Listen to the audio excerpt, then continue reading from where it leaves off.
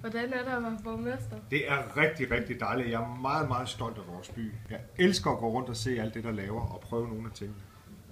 Og købe fede ting. Du kan jo se, jeg har købt Spartel, jeg har købt Anders Anblad, og jeg har købt bogmærke og tequila-glas.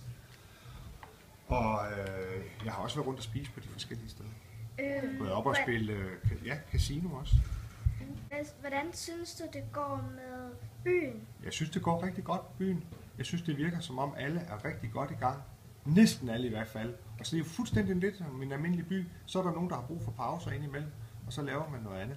Og så synes jeg, det er rigtig dejligt, at vi har et orkester, der går rundt og spiller for os. Det synes jeg også er en rigtig, rigtig dejlig ting.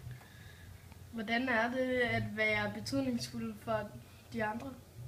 Det er en stor ære, først og fremmest. Bliver du spurgt af mange personer egentlig? Jeg synes faktisk, at alle dem, der er ledere og mellemledere ude i byen, de kan svare på de fleste spørgsmål, så der kommer ikke så mange spørgsmål til mig på den måde, om hvad man lige skal og sådan. Det synes jeg ikke. Hvad laver du, når du ikke arbejder? Så er jeg sammen med min familie og mine venner, og dyrker lidt sport og sådan noget. Og er i sommerhuset, det kan jeg bedst lide, når jeg har fri.